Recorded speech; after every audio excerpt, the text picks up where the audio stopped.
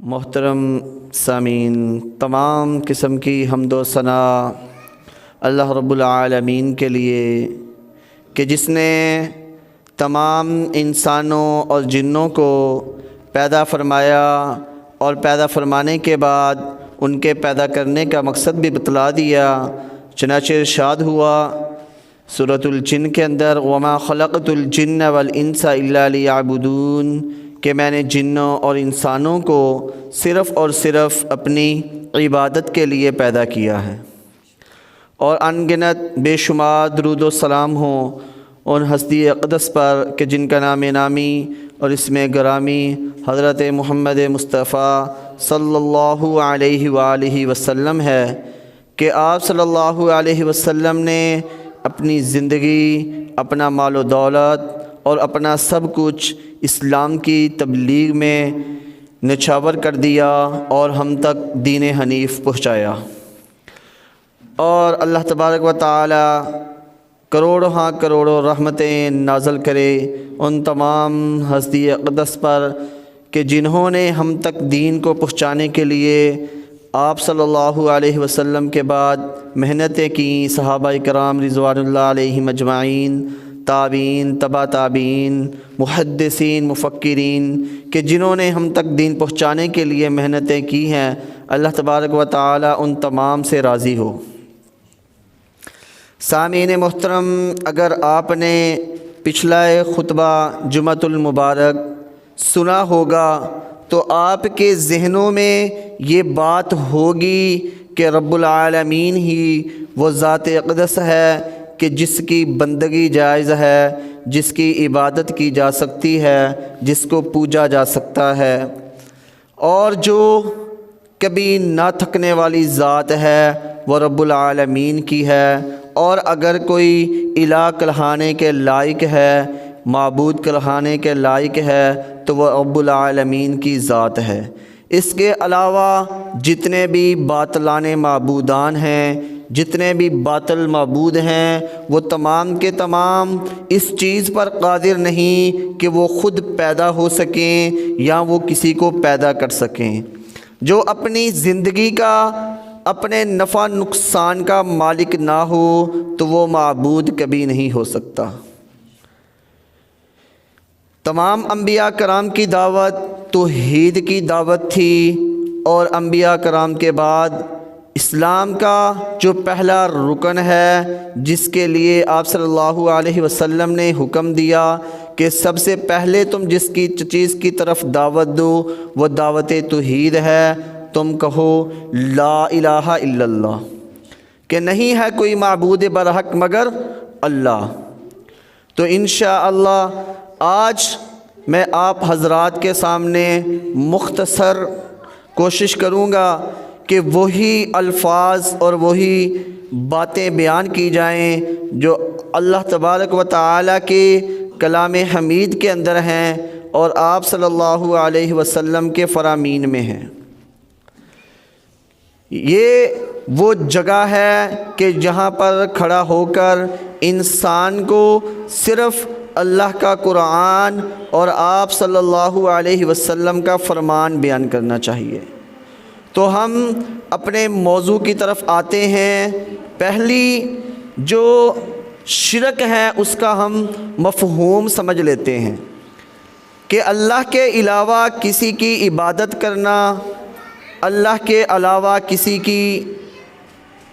کبریائی بڑائی بیان کرنا، اللہ کے علاوہ کسی سے مدد مانگنا، یہ تمام کے تمام جو کام ہیں وہ اللہ رب العالمین کے ہیں، کہ وہی زمین و آسمان کو پیدا کرنے والا ہے۔ اس کے ساتھ کسی کو شریک ٹھہرانا کہ کوئی اللہ کے ہم پلہ ہے، کوئی اللہ کے برابر ہے، تو یہ شرک ہے۔ اور اگر ہم اس تعریف کو ملحوظ خاطر رکھتے ہوئے آج اپنے معاشرے کا باغور جائزہ لیں تو ہمیں شرک کی بہت ساری اقسام اپنے معاشرے کے اندر نظر آئیں گی، کہ جو آج کل مختلف شکلوں میں لوگ شرک کے اوپر گامزن ہیں۔ تو اس کے بارے میں مرحوم مولانا حالی نے ایک شعر کے اندر مسلمانوں کی حالت بیان کرتے ہوئے فرمایا، کرے غیر کی پوجا تو کافر، جو ٹھہرائے بیٹا خدا کا تو کافر، کرے آپ پر بہرا سجدہ تو کافر، کواکب میں مانے کرشمہ تو کافر، مگر مومنوں پر کشادہ ہے راہیں، عبادت کریں شوق سے جس کی چاہیں، نبی کو جو چاہے خدا کر دکھائیں، اماموں کا رتبہ نبی سے بڑھائیں، مزاروں پہ دن رات نظریں چڑھائیں، شہیدوں سے جا جا کے مانگیں دعائیں، نہ توحید میں کچھ خلل آئے اس کی، نہ اسلام بگڑے نہ ایمان جائے۔ آج ہمارے ہاں یہ تمام ہی کام ہو رہے ہیں۔ ہم کافروں کو جو عیسیٰ علیہ السلام کو اللہ کا بیٹا مانتے ہیں، ہم انہیں تو کافر کہتے ہیں، لیکن جو ہم نے مختلف خدا بنا رکھے ہیں اور جن کی ہم عبادت کرتے ہیں اور جن کے ہم ساتھ ایسے محبت کرتے ہیں جیسے اللہ کے ساتھ محبت کا حق تھا، تو ہم پر یہ گراں نہیں گزرتا اور ہم اپنے آپ کو موحد توحید پرست ہی سمجھتے رہتے ہیں، حالانکہ ان میں سے بعض ایسے کام ہیں جو کافر بھی کرتے ہیں اور مسلمانوں کے اندر بھی وہ پروان چڑھ رہے ہیں کہ مسلمانوں کے اندر بھی وہ پھل رہے ہیں، پھول رہے ہیں۔ اللہ تبارک و تعالی شرک کے بارے میں فرماتے ہیں سورۃ لقمان کے اندر، حضرت لقمان علیہ السلام اپنے بیٹے کو وصیت کرتے ہوئے فرماتے ہیں، یا بنی لا تشرک باللہ، کہ اے میرے بیٹے میری یہ وصیت یاد کر لو کہ اللہ کے ساتھ شریک نہیں ٹھہرانا۔ ان الشرک لظلم عظیم، اس کی وجہ کیا ہے؟ اس کی وجہ یہ ہے کہ شرک بہت بڑا ظلم ہے۔ آج ہمارے ساتھ کوئی زیادتی ہوتی ہے، کوئی تھوڑا سا معاملہ ہوتا ہے تو ہم کہتے ہیں ہمارے ساتھ بہت بڑا ظلم ہوا ہے، فراڈ ہوا ہے، لیکن جو شرک ہے یہ سب سے بڑا گناہ ہے جس کو اللہ تبارک و تعالی نے سب سے بڑا ظلم قرار دیا ہے کہ ہم اللہ کے بنائے ہوئے مٹی کے بندوں کی عبادت کرنا شروع کر دیں، اس خالق کائنات کو چھوڑ کر کہ جس نے ان تمام کو پیدا کیا ہے۔ ایک اور جگہ پر اللہ تبارک و تعالی سورۃ الانعام کے اندر فرماتے ہیں، الذین آمنوا ولم یلبسوا ایمانہم بظلم اولئک لہم الامن وہم مہتدون، کہ جو لوگ ایمان لائے پھر اپنے ایمان کو ظلم یعنی کہ شرک سے آلودہ نہیں کیا، انہی کے لیے سلامتی ہے اور یہی لوگ ہیں جو ہدایت یافتہ ہیں۔ اگر ہم ایمان کے ساتھ ملاوٹ کرتے ہیں تو اللہ تبارک و تعالی نے اسے بھی ظلم قرار دیا ہے، اور ظلم یہی ہے کہ اللہ کے علاوہ کسی اور کی عبادت کی جائے۔ جب صحابہ کرام نے آپ صلی اللہ علیہ وسلم سے اس آیت کے مطلب پوچھا تو آپ صلی اللہ علیہ وسلم نے فرمایا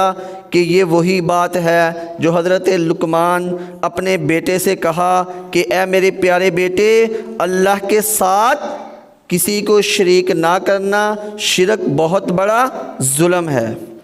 اللہ تبارک و تعالی نے قرآن مجید کے اندر شرک کو حرام قرار دیا ہے اور شریک بنانے سے منع کیا ہے۔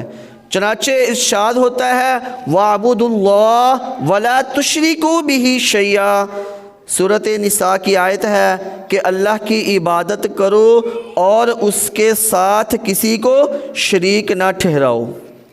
सूरत अनआम के अंदर अल्लाह तबारक व तआला फरमाते हैं, कुल तालऊ, आप सल्लल्लाहु अलैहि वसल्लम फरमा दीजिए, अतलु मा हर्रमा अलैकुम रब्बुकुम अलैकुम, कि मैं तुम्हारे ऊपर तिलावत करता हूँ जो तुम्हारे रब ने तुम पर नाज़िल फरमाया है। अल्लाह तुशरिकू बिही शैया, ये कि तुम उसके साथ किसी को शरीक ना बनाओ। तो अल्लाह तबारक व तआला ने शरीक बनाने से मना फरमा दिया,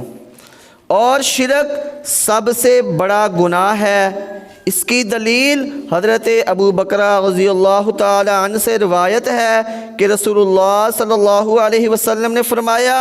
क्या मैं तुम्हें सबसे बड़े गुनाहों के मुताल्लिक़ ख़बर ना दूँ?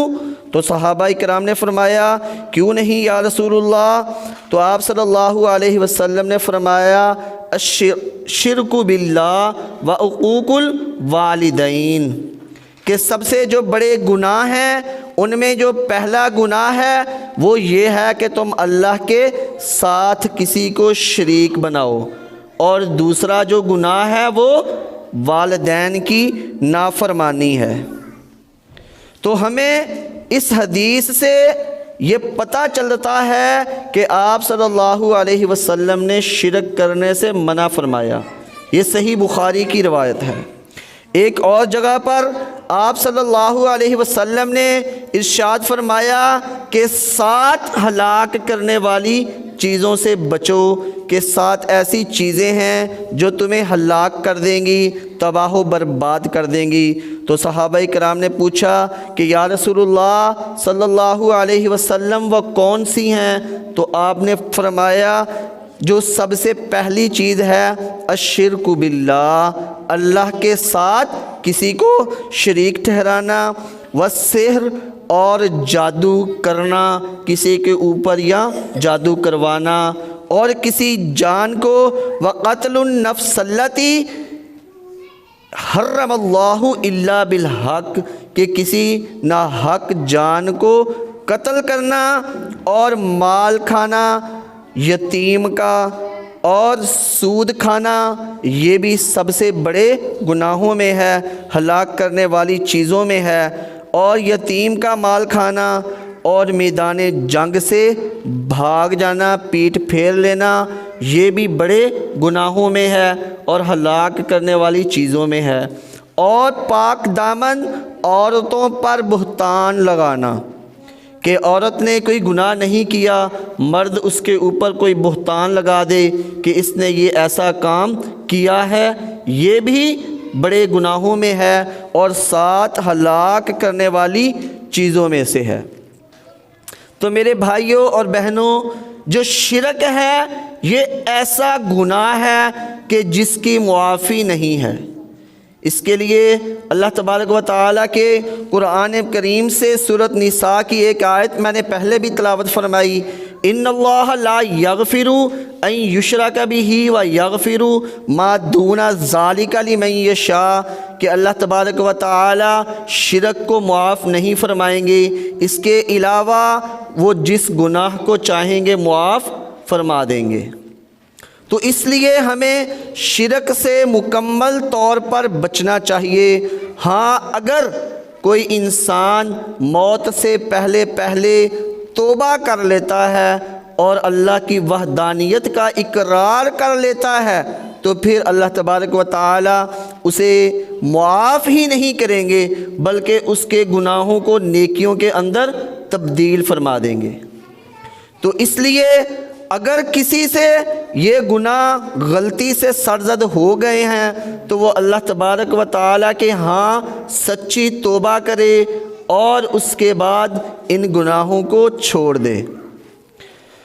आप सल्लल्लाहु अलैहि वसल्लम نے بھی اس کی تائید فرمائی ہے، اور اللہ کے قرآن میں بھی اللہ تبارک و تعالی اس کی تائید میں آیت نازل فرماتے ہیں سورۃ فرقان کے اندر، الا من تاب و آمن و عمل عملا صالحا فاولئک یبدل اللہ سیئاتہم حسنات وکان اللہ غفورا رحیما، کہ جو توبہ کر لے اور نیک عمل شروع کر دے تو پھر اللہ تبارک و تعالی اس کے گناہوں کو نیکیوں میں تبدیل فرما دیتے ہیں، اور اللہ تبارک و تعالی وہ ہیں جو بخشنے والے ہیں اور مہربان ہیں۔ شرک ایک ایسا گناہ ہے کہ جب انسان شرک کرتا ہے تو پھر اس کے تمام اعمال، چاہے وہ پوری زندگی نیک بنا رہے، نمازیں پڑھنے والا ہو، روزے رکھنے والا ہو، زکاتیں دینے والا ہو، اور تمام کی تمام نیکیاں کرنے والا ہو، صدقہ و خیرات کرنے والا ہو، لیکن اگر وہ شرک کے اندر مبتلا ہو گیا اور اسی شرک کے اندر اس کی موت ہو گئی تو پھر اس کے تمام اعمال ضائع ہو جائیں گے، وہ کسی کام کے نہیں رہیں گے۔ اس کے لیے اللہ تبارک و تعالیٰ کے قرآن سے ایک آیت پیش کرتا ہوں۔ اللہ تبارک و تعالیٰ فرماتے ہیں وَلَقَدْ أُوحِيَ إِلَيْكَ وَإِلَى الَّذِينَ مِن قَبْلِكَ، کہ ہم آپ کی طرف وحی کرتے ہیں اور آپ سے جو پہلے تھے ان کی طرف بھی یہ وحی کی گئی تھی، لَإِنْ أَشْرَكْتَ لَيَحْبَطُنَّ عَمَلُكَ، اگر آپ نے شرک کیا تو پھر آپ کے تمام اعمال ضائع ہو جائیں گے، وَلَنَكُونَنَّ مِنَ الْخَاسِرِينَ، اور پھر آپ خسارہ پانے والوں میں شامل ہو جائیں گے۔ یہ سورۃ زمر کی آیت ہے۔ یہاں پر اللہ اپنے نبیوں کو آگاہ کر رہا ہے کہ اے پیارے حبیب صلی اللہ علیہ وسلم، اگر آپ بھی یہ کام کریں، اور ہم نے آپ کی طرف بھی وحی کی ہے اور آپ سے جو پہلے لوگ تھے، انبیاء کرام تھے، ان کی طرف بھی یہ وحی کی تھی کہ اگر تم نے بھی شرک کیا تو تمہارے بھی تمام کے تمام اعمال برباد ہو جائیں گے۔ اسی طرح اللہ تبارک و تعالی 7ویں پارے کے اندر سورۃ انعام کے اندر کافی انبیاء کرام، جن میں ابراہیم، اسماعیل، اسحاق، یعقوب، آل لوط، تمام کے تمام انبیاء کرام کا، زکریا علیہ السلام، یحییٰ علیہ السلام، جو مشہور انبیاء ہیں جن کو ہم جانتے ہیں، تمام انبیاء کرام کا نام لیتے ہوئے فرماتے ہیں، ان کو تنبیہ کرتے ہوئے کہ وَلَوْ أَشْرَكُوا، اگر وہ شرک کرتے، لَحَبِطَ عَنْهُمْ مَا كَانُوا يَعْمَلُونَ، تو ہم ان کے بھی گناہوں کو رد کر دیتے، ان کی بھی نیکیوں کو ضائع کر دیتے۔ کہ اگر تمام انبیاء کرام بھی شرک کے اندر مبتلا ہو جاتے، ایسا ممکن تو نہیں ہے، وہ گزر چکے ہیں، لیکن اللہ تبارک و تعالی بطور آگاہی فرما رہے ہیں کہ اگر وہ بھی شرک کرتے تو ان کے بھی اعمال ضائع ہو جاتے، اور مشرک ہمیشہ کے لیے جہنمی ہے۔ انسان گناہ گار ہوتا ہے تو اس کے جہنم سے نکلنے کے چانس ہوتے ہیں کہ اللہ تبارک و تعالی اس کے دل کے اندر توحید کو دیکھتے ہوئے اس کے گناہوں کی اسے سزا دینے کے بعد جنت الفردوس کے اندر داخل فرما دیں گے، لیکن جو مشرک ہوگا وہ ہمیشہ کے لیے جہنمی ہوگا اور وہ کبھی جنت الفردوس میں داخل نہیں ہو سکے گا۔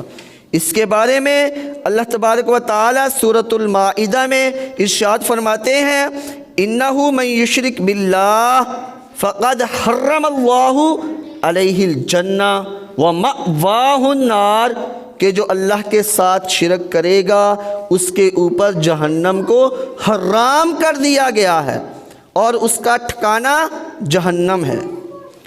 اس کا ٹھکانہ وَمَأْوَاهُ النَّارُ، آگ ہے،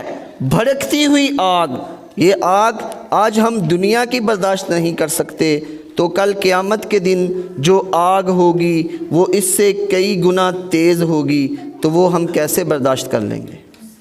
اللہ تبارک و تعالی ہم سب کو شرک جیسی موذی بیماری سے محفوظ رکھے۔ اور آپ صلی اللہ علیہ وسلم فرماتے ہیں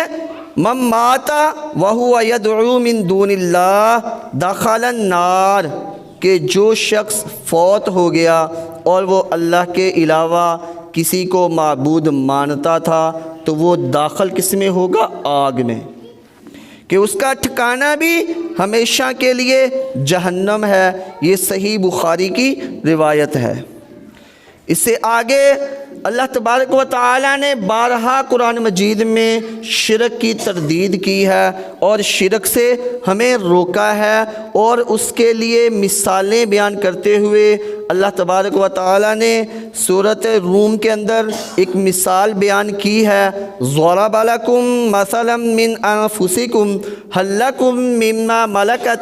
ایمانکم من شرکاء فیما رزقناکم افأنتم فیہ سواء تخافونہم کخیفتکم انفسکم كذلك نفصل الآيات لقوم يعقلون۔ اور ایک مثال اللہ تبارک و تعالیٰ تمہاری ہی ذات سے پیش کرتا ہے کہ تمہارے غلاموں میں کچھ ایسے ہیں کہ ہماری دی ہوئی روزی میں وہ تمہارے ساتھ شریک ہیں، اور تم اور وہ درجے میں برابر ہو کہ وہ تمہیں اپنے درجے میں برابر سمجھتے ہیں۔ کیا تم اسی طرح ان سے ڈرتے ہو جس طرح تم اپنے برابر والوں سے ڈرتے ہو؟ اسی میں ہم کھول کر نشانیاں بیان کرتے ہیں عقل والوں کے لیے کہ ایک تمہارا غلام ہے اور تم ان سے غلام سے ایسے ڈرو کہ جیسے وہ تمہارا برابر کا پارٹنر ہے، شریک ہے۔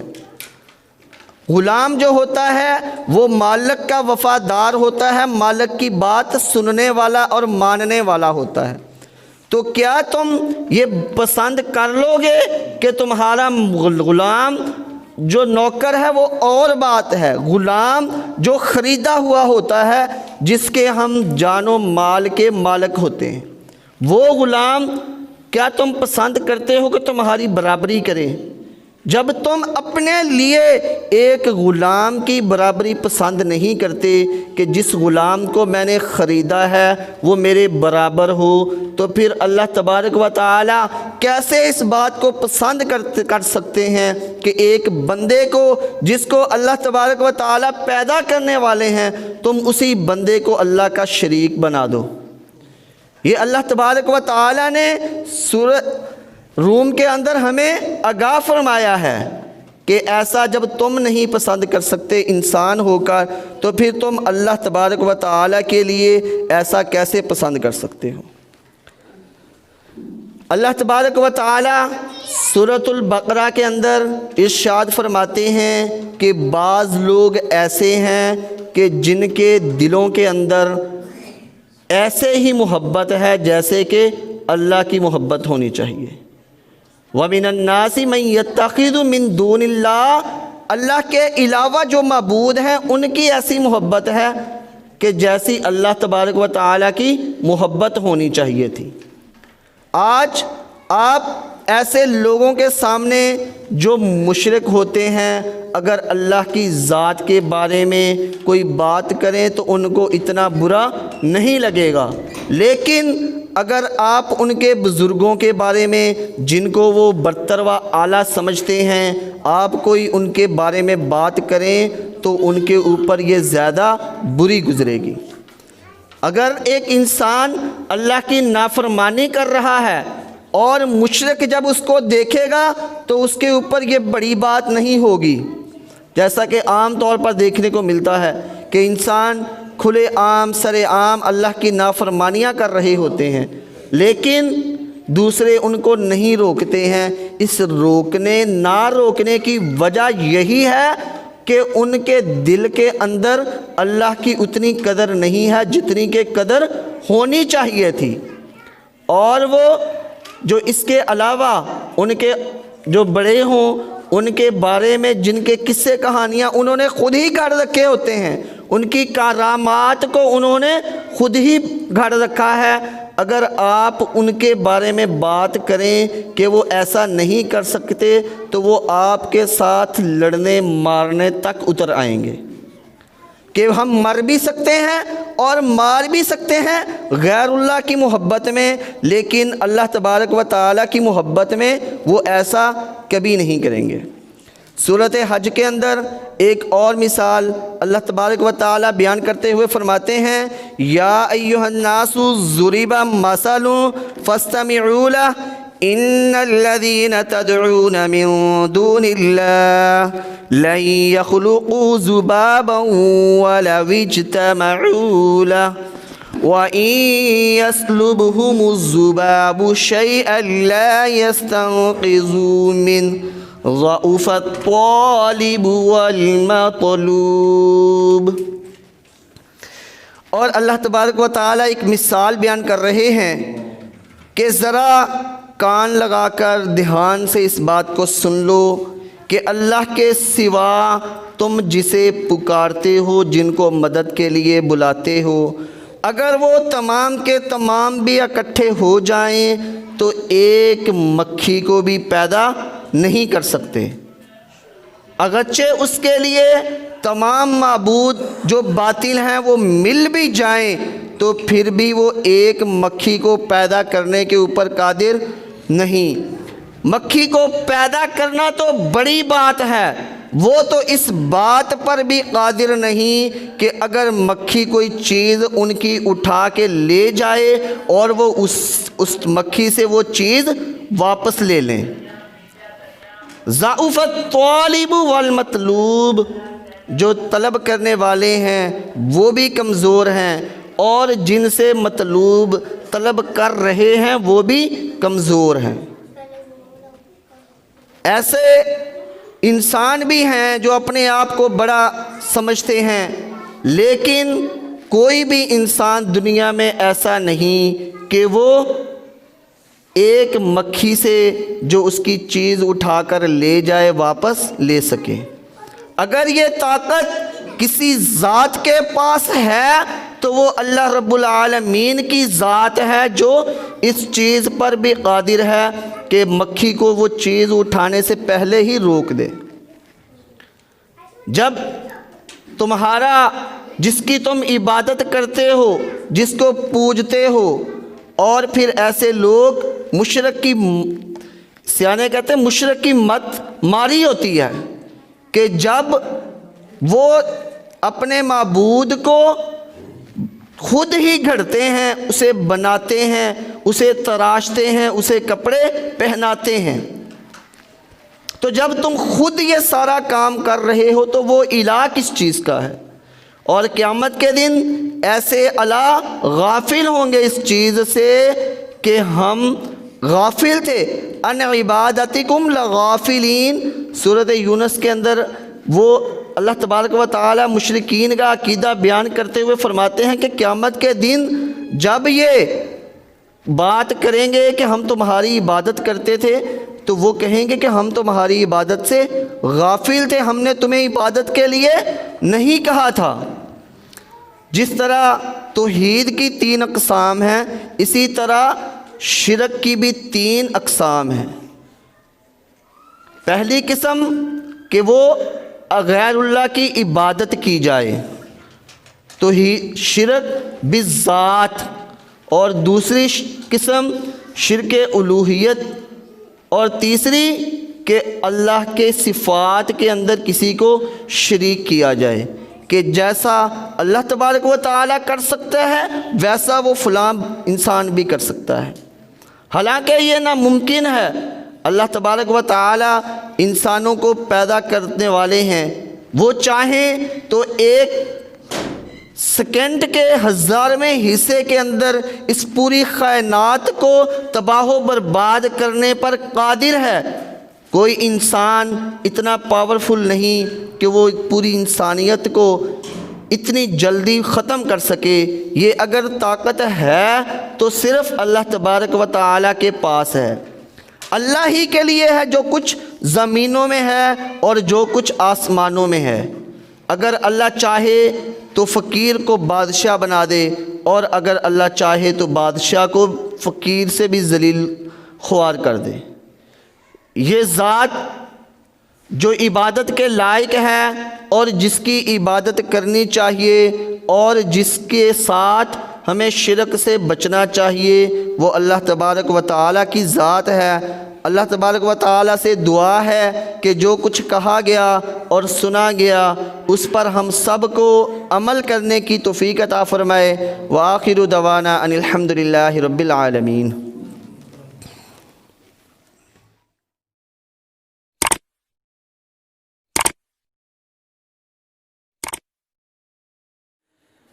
اللہ تبارک و تعالی انسان کے تمام گناہوں کو درگزر فرما دیں گے، ان کو معاف کر دیں گے، لیکن اگر کسی گناہ کا اللہ تبارک و تعالی نے معاف نہ کرنے کا ارادہ فرمایا ہے تو وہ گناہ یہ ہے کہ اللہ کے ساتھ کسی غیر کو شریک بنایا جائے۔ یہ ایک ایسا گناہ ہے کہ جو کبھی بھی معاف نہیں ہوگا۔ اگر اس حالت میں شرک کی انسان کو موت آ جاتی ہے تو وہ کبھی بھی فلاح نہیں پا سکتا۔ ہم اسی ضمن میں بات کر رہے تھے، اللہ تبارک و تعالیٰ ایک اور جگہ پر ارشاد فرماتے ہیں سورۃ السبا میں کہ آپ صلی اللہ علیہ وسلم فرما دیجئے کہ جنہیں تم اللہ کے سوا معبود بنا بیٹھے ہو، جنہیں تم اللہ کے سوا رب بنائے بیٹھے ہو، انہیں پکارو تو صحیح، نہ تو وہ آسمانوں میں اور نہ ہی زمین میں اللہ تبارک و تعالیٰ کے ساتھ شراکت دار ہیں، بلکہ شراکت داری تو دور کی بات ہے، وہ ایک ذرہ کے بھی مالک نہیں، اور نہ ہی ان کا کوئی حصہ ہے، اور نہ ہی اس کام میں جو اللہ تبارک و تعالیٰ نے زمین و آسمان کو بنا کر کیا وہ اللہ تبارک و تعالیٰ کے مددگار ہیں، اور نہ ہی ان کی کوئی شراکت داری ہے کہ جس کی وجہ سے تم ان کی عبادت کر سکو، اور شراکت داری تو دور کی بات ہے، انہیں تو اتنا بھی اختیار نہیں کہ وہ اللہ کی اجازت کے بغیر سفارش کر سکیں۔ سفارش بھی صرف وہی کرے گا جس کو رب کائنات اجازت عطا فرمائیں گے۔ آج بہت سارے لوگ ایسے ہیں جو یہ سمجھتے ہیں کہ ہم جن کی عبادت کر رہے ہیں اللہ کے علاوہ وہ شاید قیامت کے دن ہماری سفارش کر سکیں، تو یہاں پر اللہ تبارک و تعالیٰ نے سفارش کی بھی نفی فرما دی اور ارشاد ہوا وَلَا تَنْفَعُ الشَّفَاعَةُ عِنْدَهُ إِلَّا لِمَنْ أَذِنَ لَهُ، کہ جس کے لیے اجازت ہوگی صرف وہی سفارش کر سکے گا۔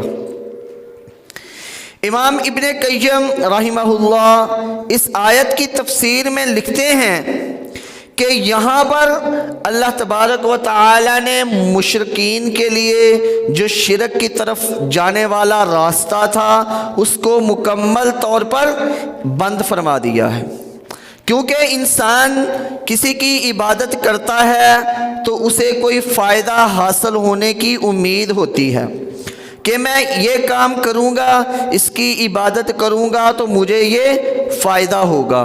تو یہاں پر اللہ تبارک و تعالی نے پہلی نفی جو فرمائی وہ زمین و آسمان میں شراکت کی نفی فرما دی کہ نہ تو وہ زمین میں مالک ہیں کسی چیز کے اور نہ ہی آسمانوں میں وہ کسی چیز کے مالک ہیں، اور پھر اللہ تبارک و تعالی نے ان کی اس بات کی بھی نفی فرما دی کہ وہ اللہ کے ساتھ کسی چیز میں شراکت دار بھی نہیں ہیں، اور کم از کم کسی اونچے درجے پر کوئی فائز ہو تو وہ سفارش کر سکتا ہے۔ تو یہاں پر اللہ تبارک و تعالی نے انہیں کہہ دیا کہ وہ ایک ذرہ کے بھی مالک نہیں ہے کہ ایک ذرے کو وہ خود پیدا کر سکے۔ اور چوتھی بات اللہ تبارک و تعالی نے سفارش کا بھی رد فرما دیا کہ اگر رب العالمین ان کو اجازت عطا نہ فرمائے تو وہ سفارش بھی نہیں کر سکتے۔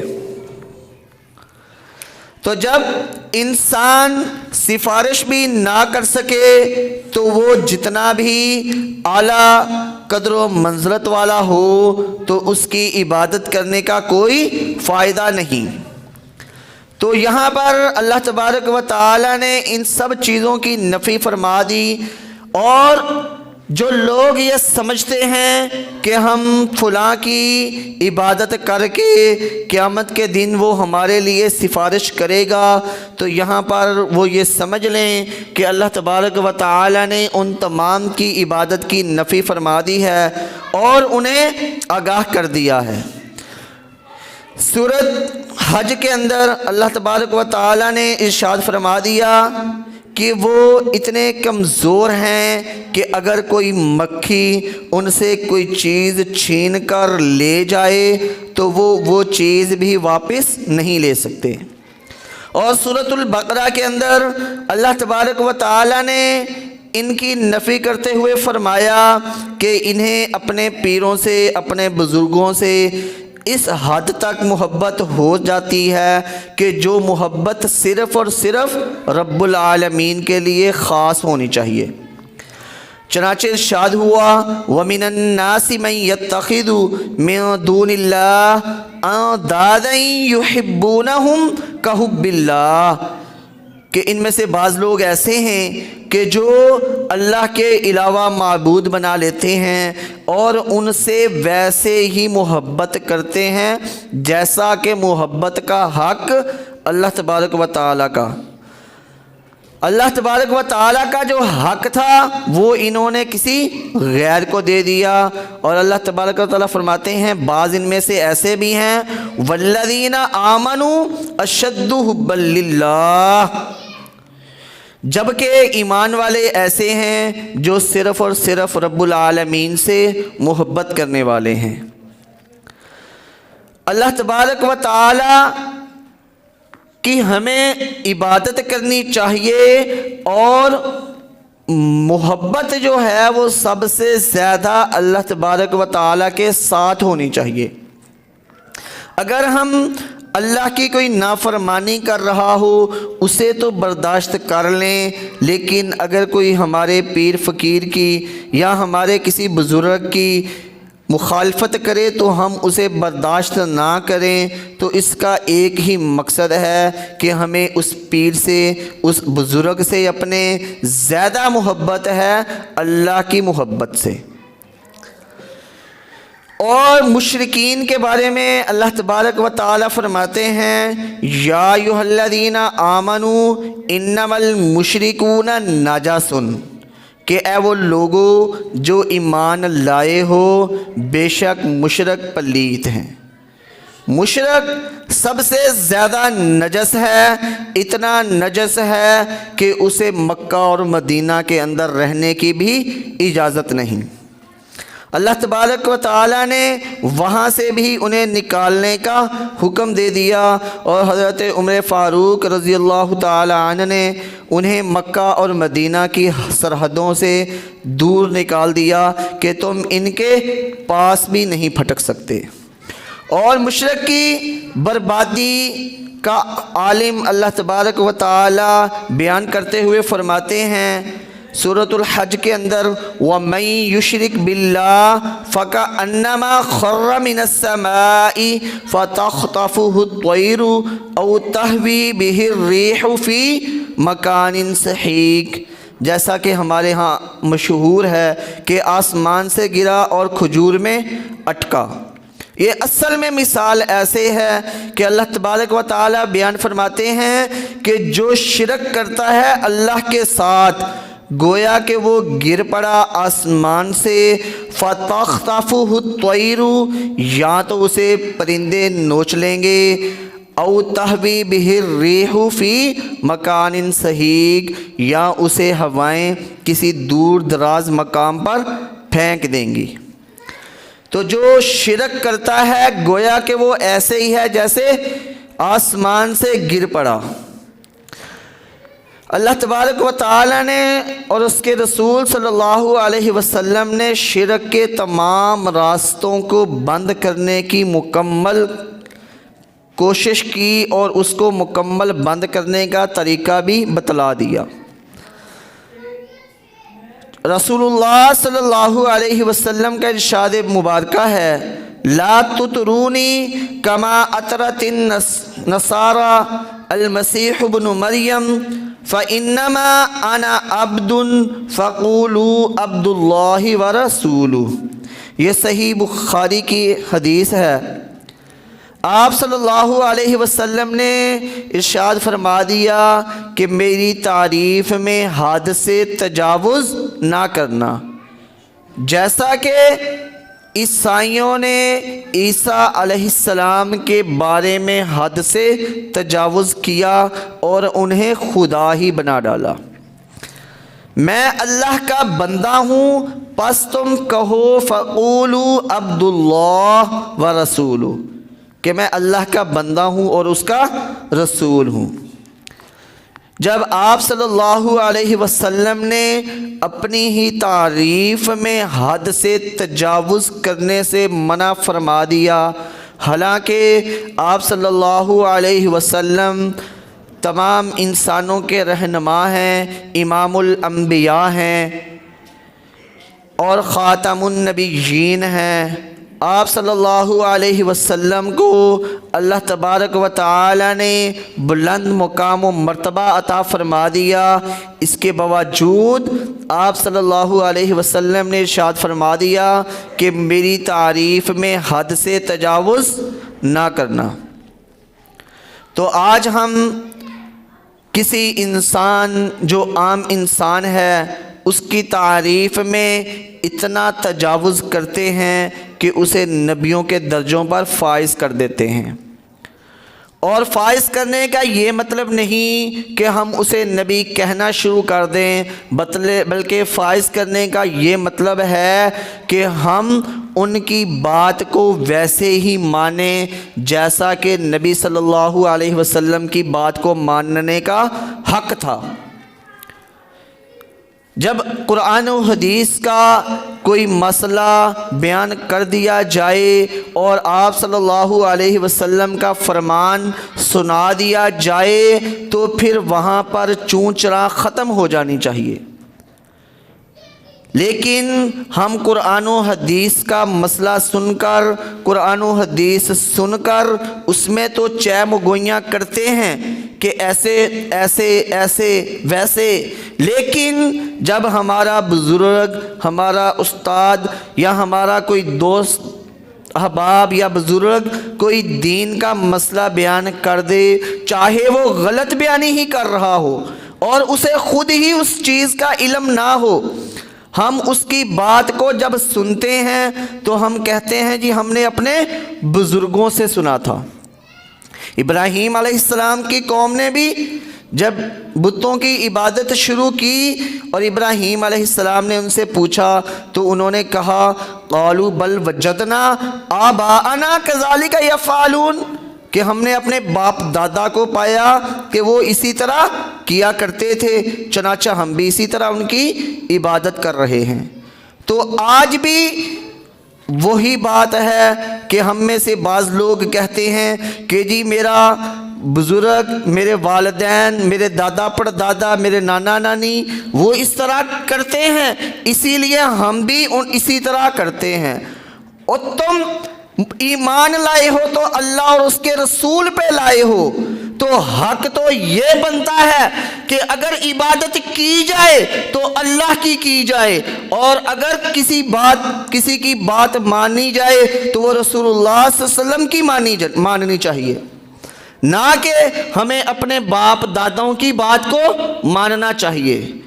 باپ دادا غلطی پہ ہو سکتے ہیں، لیکن اگر کوئی غلطی پہ نہیں ہے تو وہ رسول اللہ صلی اللہ علیہ وسلم ہے۔ تو شرک کی 3 قسمیں ہیں۔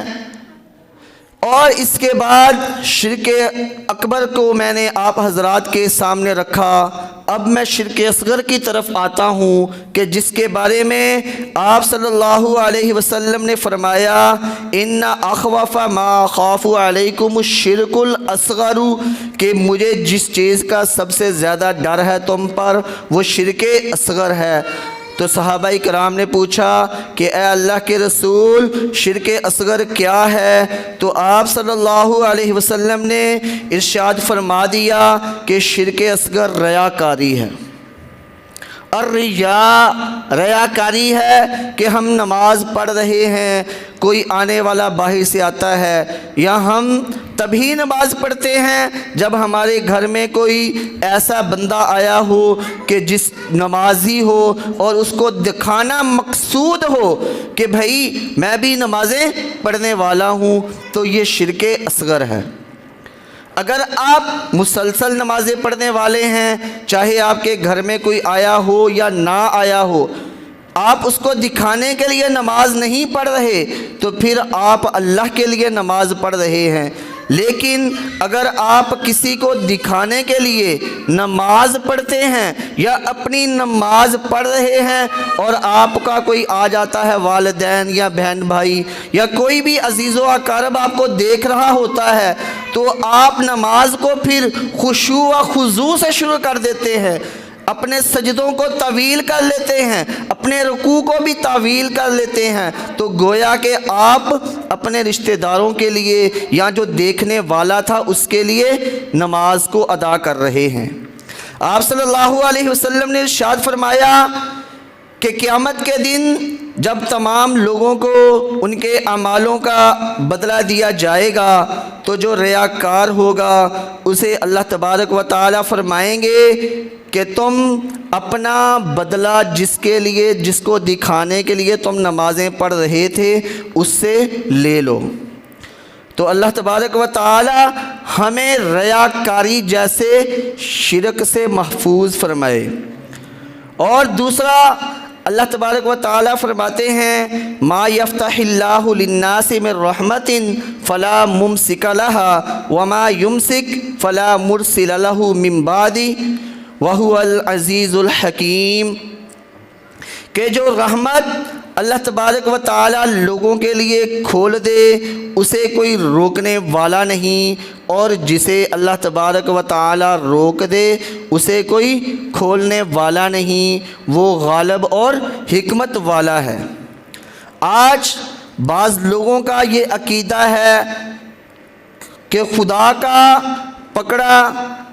کوئی چھڑا سکتا ہے تو وہ محمد صلی اللہ علیہ وسلم ہیں، لیکن محمد صلی اللہ علیہ وسلم کا پکڑا ہوا کوئی چھڑوانے پہ قابل نہیں۔ تو یہاں پر اس آیت کی وہ لوگ نفی کرتے ہیں، اس آیت کی مخالفت کرتے ہوئے ایسا بیان کرتے ہیں۔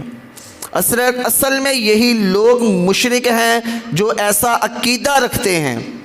جب اللہ تبارک و تعالی قرآن مجید کے اندر سورۃ الفاطر کے اندر واضح طور پر احکامات جاری کر رہا ہے کہ اللہ تبارک و تعالی اگر کسی کو دینا چاہے تو کوئی روکنے والا نہیں، اور اگر اللہ تبارک و تعالی روک لے تو کوئی دے نہیں سکتا، اور لوگ یہاں پر اس آیت کی مخالفت کرتے ہوئے ایسے اشعار گھڑ لیتے ہیں جو قرآن کے بھی مخالف ہوتے ہیں اور احادیث کے بھی مخالفت پر ہوتے ہیں۔ ایک اور جگہ پر اللہ تبارک و تعالی ارشاد فرماتے ہیں والذین تدعون من دونہ ما یملکون من قطمیر ان تدعوہم لا یسمعوا دعاءکم، کہ اگر جنہیں تم اللہ کے سوا پکارتے ہو وہ کھجور کی گٹھلی کے چھلکے کو بھی پیدا کرنے کے اوپر قادر نہیں، وہ تمہاری پکار نہیں سنتے، اور اگر وہ سن بھی لیں تو ان کے اندر اتنی طاقت نہیں کہ وہ تمہاری پکار کو پورا کر سکیں۔ اگر کوئی طاقت ہے،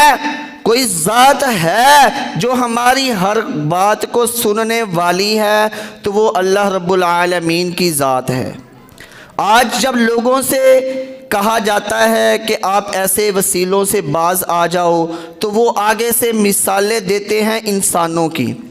کہ اگر ہم کسی آفیسر سے ملنا ہو، وزیر اعظم سے ملنا ہو تو اس کے لیے سفارشیں ڈلوانی پڑتی ہیں، اسی طرح یہ بزرگ بھی ہمارے اللہ کے ہاں سفارشی ہیں۔ اور عقل کے اندھو، اللہ تبارک و تعالی نے تمہیں شعور دیا ہوا ہے اور اللہ تبارک و تعالی واضح احکامات جاری فرما رہا ہے۔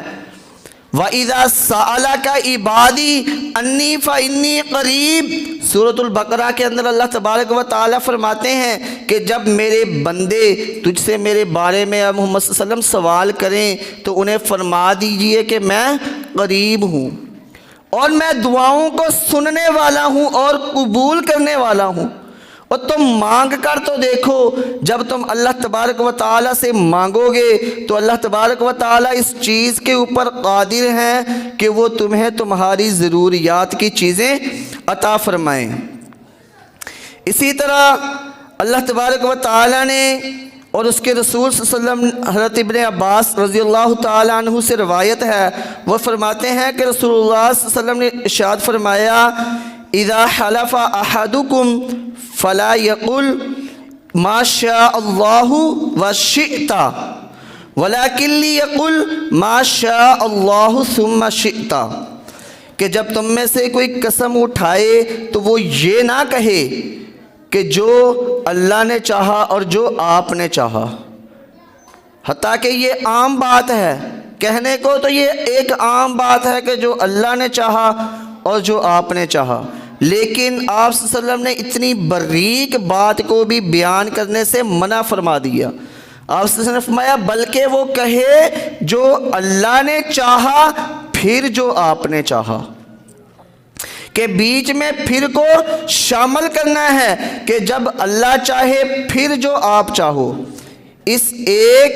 جملے سے ہمیں پتہ چلتا ہے کہ اللہ کے رسول صلی اللہ علیہ وسلم نے ہمیں کس حد تک شرک سے بچنے سے منع فرمایا۔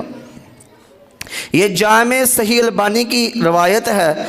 اور اسی طرح شرک اصغر میں یہ بھی ہے کہ جو فال نکالتے ہیں اور بدشگونی لیتے ہیں۔ آپ صلی اللہ علیہ وسلم کے دور میں مشرکین مکہ جب کسی سفر کے لیے نکلتے تو وہ اپنے پرندوں کو، ایک پرندہ ہوتا اس کو اڑاتے، اگر تو وہ پرندہ دائیں جانب کو اڑنا شروع کر دیتا تو وہ اپنے سفر کو جاری رکھتے، لیکن اگر کوئی وہ پرندہ بائیں جانب اڑ جاتا تو وہ اپنے سفر کو منقطع کر دیتے، ختم کر دیتے اور گھر میں واپس پلٹ جاتے۔ آج ہم میں سے بھی بعض لوگ ہیں جو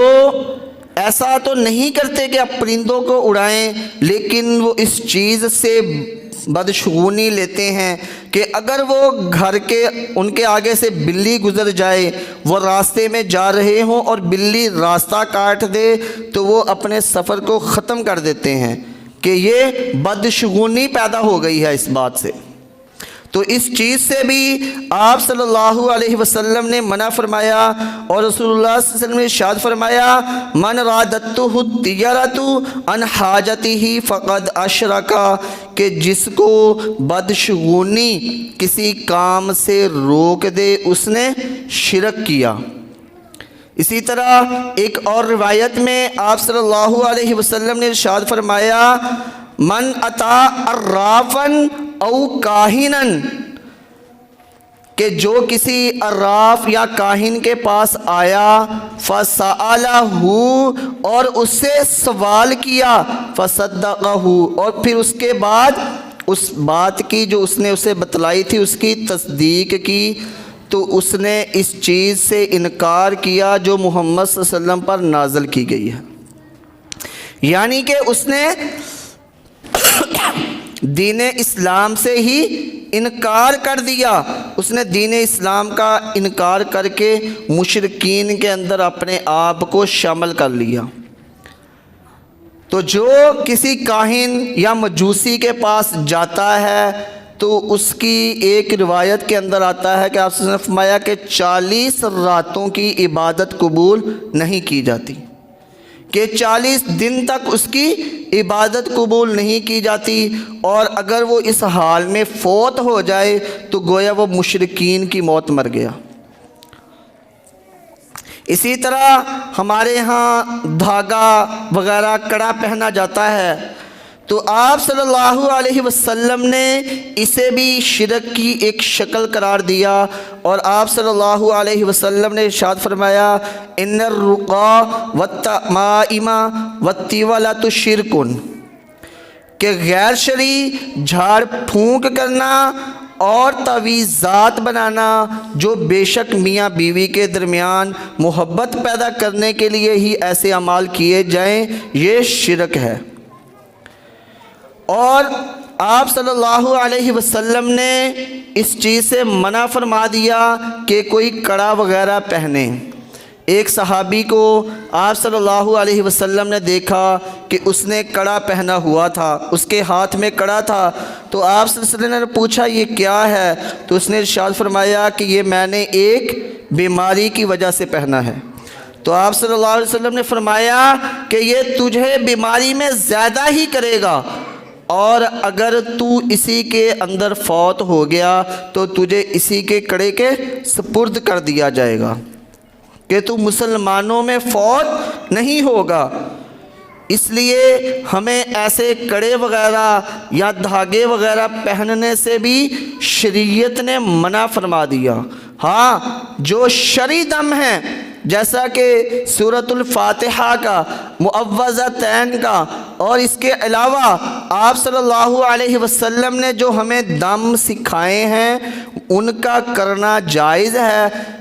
قرآن مجید کے اندر اللہ تبارک و تعالی فرماتے ہیں وَنُنَزِّلُ مِنَ الْقُرْآنِ مَا هُوَ شِفَاءٌ وَرَحْمَةٌ لِّلْمُؤْمِنِينَ۔ اور آپ صلی اللہ علیہ وسلم نے حضرت حسن و حسین کو بھی دعائیں پڑھ کے دم کیا، جن میں ایک یہ بھی دعا ہے اذهب البأس رب الناس واشف انت الشافی لا شفاء الا شفاؤک شفاء لا یغادر سقما۔ تو ہمیں بھی وہی دعائیں پڑھ کے دم کرنا چاہیے جو آپ صلی اللہ علیہ وسلم کیا کرتے تھے، یہاں آپ صلی اللہ علیہ وسلم کے صحابہ سے ثابت ہے۔ اگر اس کے علاوہ ہم ایسے کام کریں گے جن سے ہمیں شریعت نے منع کیا ہے تو گویا ہم نے شرک کیا۔ اور اسی طرح ہمارے ہاں جو عام بات ہے غیر اللہ کی قسم کھانا، کوئی اپنے والدین کی قسم کھا رہا ہوتا ہے، کوئی اپنے رشتہ داروں کی قسم کھا رہا ہوتا ہے، کوئی اپنے بیٹے کی قسم کھا رہا ہوتا ہے، تو اس کے بارے میں آپ صلی اللہ علیہ وسلم نے ارشاد فرما دیا من حلف لغیر اللہ فقد اشرک، کہ جس نے اللہ کے علاوہ کسی اور کی قسم کھائی گویا کہ اس نے اللہ کے ساتھ شرک کیا۔ اور انسان قسم اسی کی کھاتا ہے جس کے ساتھ اسے محبت ہوتی ہے۔ تو یہاں پر جو غیر اللہ کی قسم کھانے والے ہوتے ہیں وہ سب سے زیادہ محبت اپنے والدین سے کرتے ہیں، ایسا ہے کیا؟ یا اپنے بیوی بچوں سے کرتے ہیں جو ان کی قسم کھا رہے ہیں۔ اگر ہماری محبت کا کوئی سب سے زیادہ حقدار ہے تو وہ اللہ تبارک و تعالی ہے، کہ ہم اسی کے نام کی قسمیں کھائیں اور سب سے زیادہ محبت بھی اللہ سے کریں۔ اللہ تبارک و تعالی نے جو احکامات اتارے ہیں ان کے اوپر عمل کریں۔